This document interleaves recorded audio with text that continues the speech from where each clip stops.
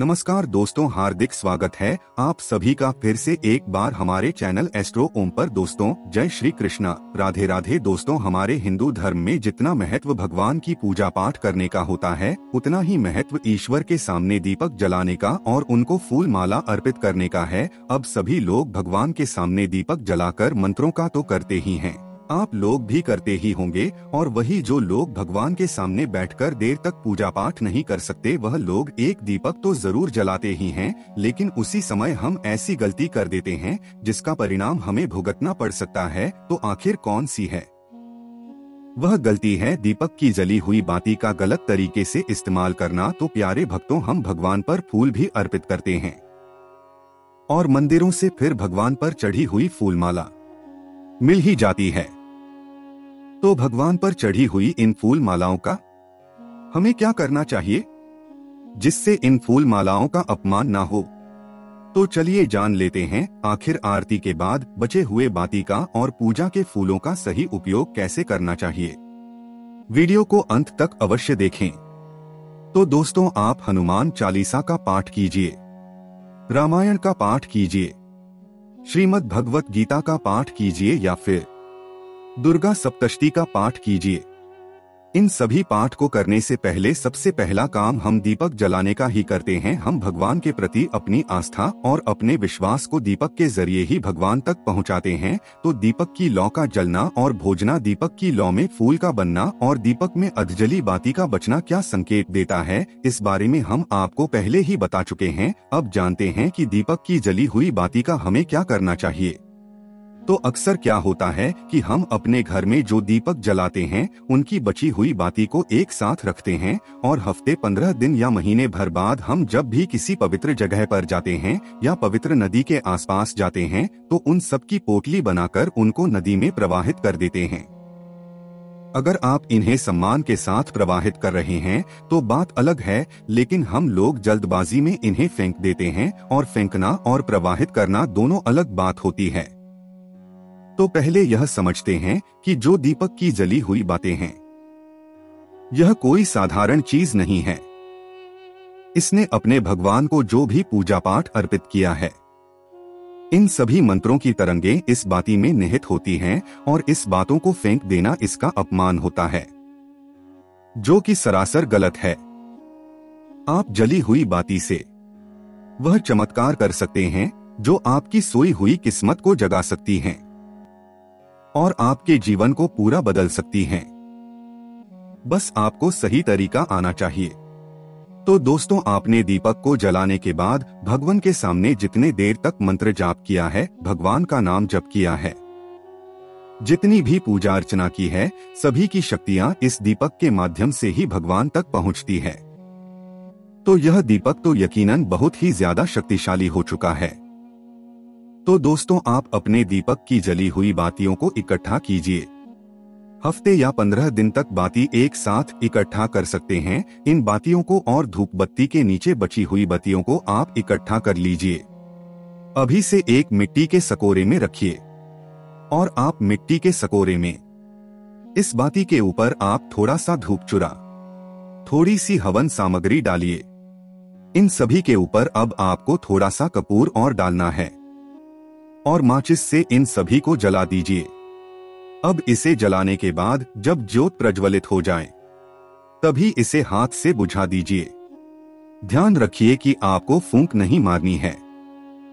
अब इसमें जो धुआं निकलने लगेगा, अब आप भगवान श्रीमद् नारायण का जाप करिए और यह धुएं अपने घर के कोने कोने में प्रवाहित होने दीजिए। लेकिन आप श्रीमद् नारायण का मंत्र जाप करते रहे। आपको थोड़ी सी मेहनत जरूर करनी पड़ेगी, लेकिन यह मेहनत आपके लिए बहुत ही कमाल की सिद्ध होगी। अब कोशिश कीजिए कि जब तक यह धुआं निकल रहा है, तब तक आप इसके सामने बैठकर भगवान श्री हरि का नाम जप करते रहें। आप चाहें तो पूरे घर में इस धुएं को दिखाने के बाद इसे तुलसी की क्यारी के पास रख सकते हैं। इससे होगा यह कि आपके घर की नकारात्मक ऊर्जा तो दूर हो ही जाएगी, लेकिन आपने जो भगवान श्री हरि का नाम जप किया है, उससे यह राख सिद्ध हो जाएगी। आप इस छानकर एक डिब्बी में भरकर रख लीजिए। हर रोज सुबह पूजा करने के बाद इस बाती की भभूति को आप अपने माथे पर थोड़ा सा लगाइए। ऐसा करने से भगवान श्रीहरि आपके आने वाली मुसीबतों से रक्षा करेंगे। साथ ही आपके घर में नकारात्मक ऊर्जा प्रवेश नहीं कर पाएगी। आप तो इसे रोज कीजिए, आपको फर्क जरूर दिखेगा। इस भभूत को माथे पर लगाने से आपको बहुत ही सकारात्मक महसूस होगा। इसके अलावा आप एक और काम कर सकते हैं कि आप इन सभी बातों को एक दीपक या फिर एक मिट्टी के बर्तन में इकट्ठा करें और उस पर थोड़ा सा कपूर डालकर उस पर प्रज्वलित कर दीजिए।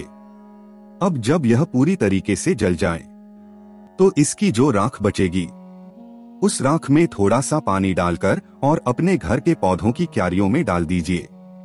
दोस्तों, अगर आप इतनी मेहनत नहीं करना चाहते तो तुलसी के पौधे की क्यारी में इस मिट्टी को डाल सकते हैं।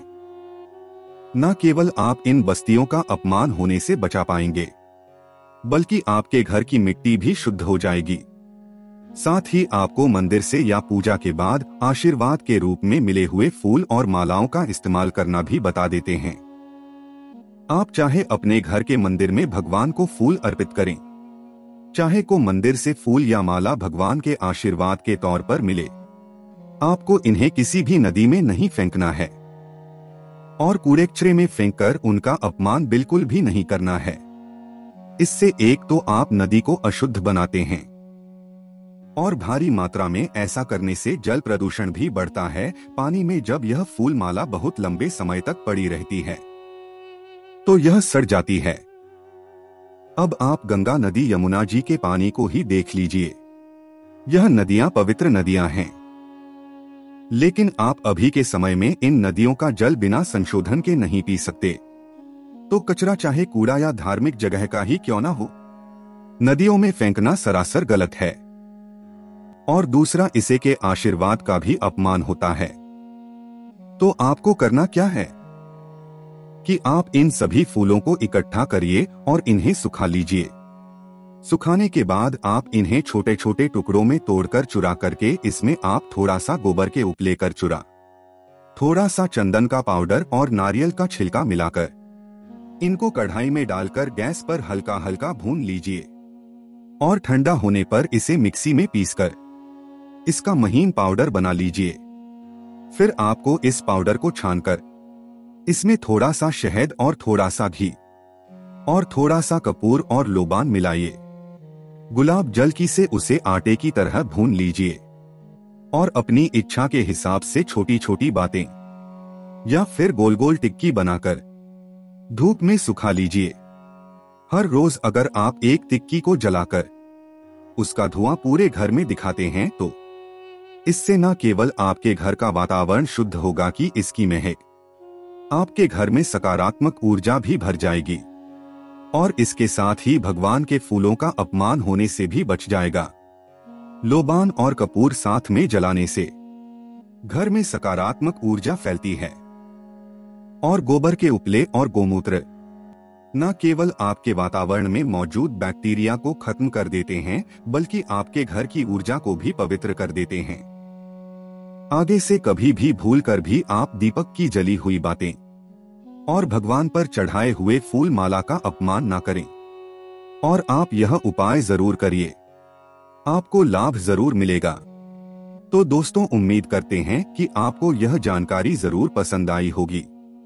अगर आपको यह वीडियो पसंद आई हो तो वीडियो को लाइक और चैनल धर्मलोक को सब्सक्राइब जरूर कीजिएगा, ताकि भगवान श्री कृष्ण की कृपा सदा आप पर बनी रहे।